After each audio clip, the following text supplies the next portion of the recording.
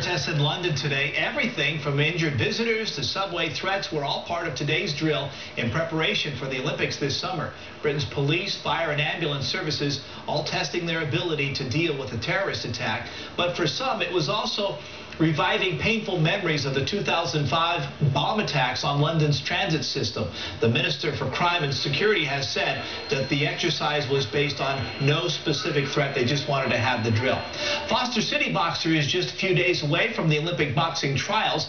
Michael Marshall is going to board a plane to Colorado on Saturday for the competition. It will help determine if he will represent the United States in the 2012 Summer Olympics in London. And Michael joins me in studio here tonight. Great to meet you. Thanks for coming by. We appreciate it. Hey, thanks for having me. Tell me a little bit about what you had to do to get to Colorado. I understand that you won a couple of bites a couple nights ago. Yeah, we had, not last weekend, but the weekend before. Yeah, you got it. I fought in the U.S. Championships, and I won, so I'm representing Northern California as our fighter to go and fight for the Olympic spot. And then in Fort Collins, coming up this Saturday, how many other fighters are going to be there, and how does that, is it a double elimination, single elimination? How do they determine how you get through and who goes on, who doesn't? So basically we fly out there and there's a bunch of people registered, but it's people that have to get there, weigh in, make weight, pass the physicals and all that stuff, and those are the people that are actually going to fight. So roughly I would say probably close to 30, maybe a little more, maybe a little less, give or take.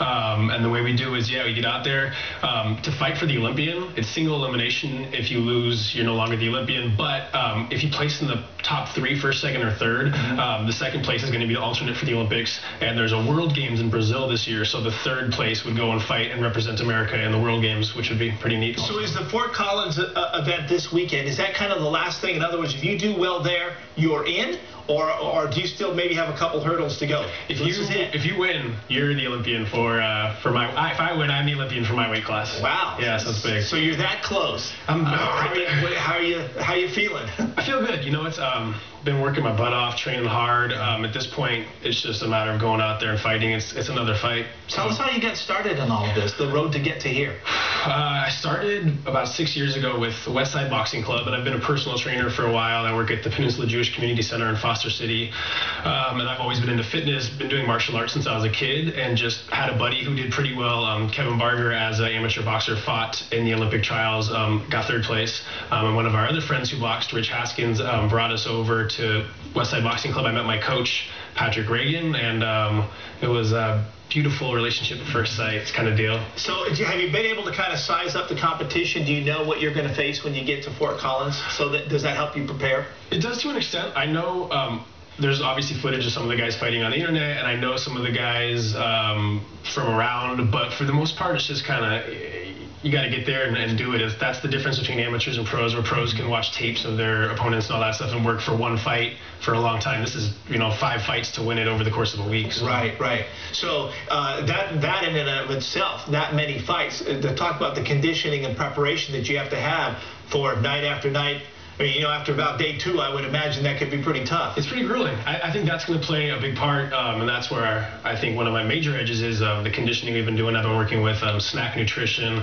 My coach has been really working us hard, sprints, and it's just going to be a longevity. I mean, you have to have the skill to win, but, after, like you said, after the 2nd, 3rd, 4th, 5th fight, it's I think skill is going to go backseat to who can just keep their body in one piece the whole time. Let's talk a little bit outside of this Olympic competition. What you do, as I understand, you mentor a lot of kids as well.